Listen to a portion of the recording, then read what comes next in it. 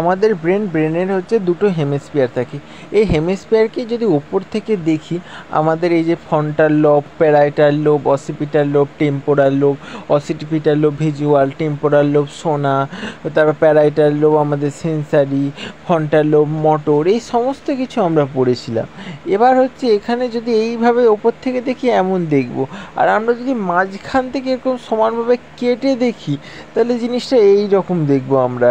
এই আমাদের parietal lobe তীরচিহ্ন, এই যে অসিপিটাল লোব দূরে ইজিবিজিটা, এদিকে আমাদের ফ্রন্টাল লোব এই সামনেরটা, এই যে এখানটা মিড ব্রেন, তারপর পন্স, তারপর মেডুলা অবলেঙ্গাটা, এদিকে আমাদের সেরিব্লাম, তাছাড়া এখানে কিছু ভেন্টিকেলর, এটা হচ্ছে ল্যাটারাল ভিউ এইটাকে বলে।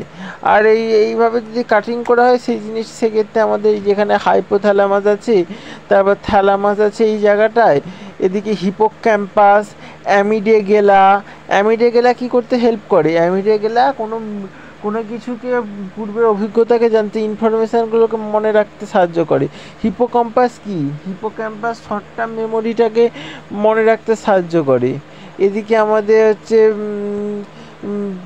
এটা হচ্ছে আমাদের ব্যাসাল গ্যাংলিয়া আছে, এদিকে ল্যাটারাল ভেন্ট্রিকেল আছে, এখানে ট্রান্সভার্স সেকশান এটা করা হয়, এখানে ফোর্থ ভেন্ট্রিকেল এইটা আছে, এই আমাদের হচ্ছে থার্ড ভেন্ট্রিকেল, এই জায়গাটা থার্ড ভেন্ট্রিকেল। এদিকে আমাদের দিস পাউচ লাইক স্ট্রাকচার আছে, যেটাকে আমরা বলি হচ্ছে বলতে গেলে এই পাউচ লাইক স্ট্রাকচারটাকে আমরা কী বলি? পাউচ লাইক পিটুইটারি বলি। এই জিনিসগুলো আছে। আর এটা যদি মাঝখান দিয়ে সমান করে কাটা হয় তখন আমাদের এরকম ভিউ দেখা যায়। এখানে আমাদের কর্ডেট নিউক্লিয়াস আছে, caudate nucleus responsible for learn আর প্রসেসের ক্ষেত্রে। এখানে সেরিব্লাম আছে, সেরিবেলাম হচ্ছে ব্যালেন্স করতে সাহায্য করে, পন্সের ব্যাক সাইডে থাকে। ল্যাটারাল ভেন্ট্রিকাল কোরয়েড পেলিক্সাসের সঙ্গে যুক্ত থাকে। যে ল্যাটারাল ভেন্ট্রিকাল কী করে? ল্যাটারাল ভেন্ট্রিকালের সঙ্গে কোয়েড পেলিক্সাস যুক্ত থাকে, যে আমাদের সেরিব্রোস্পাইনাল ফ্লুইড বানায়। তাছাড়া থার্ড ভেন্ট্রিকালের মধ্যে এক পাশে আমাদের থার্ড ভেন্ট্রিকালের নিচের দিকে থাকে মিড ব্রেন, ও হচ্ছে একদিকে থাকে, দুদিকে থাকে থ্যালামাস। এই সমস্ত কিছুই আমাদের থাকে। এই যে সেরিব্রামের মধ্যে সমস্ত লোবগুলো প্রেজেন্ট থাকে, হেয়ার, ভিজুয়াল, সেন্সরি, অডিটরি, এই সময় লার্নিং ল্যাঙ্গুয়েজ প্রসিড। ডাইএনএফ্যালামের মধ্যে দুটো থাকে, হাইপোথ্যালামাস আর হচ্ছে আমাদের থ্যালামাস। এটা রিলেটেশন সমস্ত রেসপন্সের ক্ষেত্রে, আইবলের ক্ষেত্রে এটা গুরুত্বপূর্ণ পালন করে।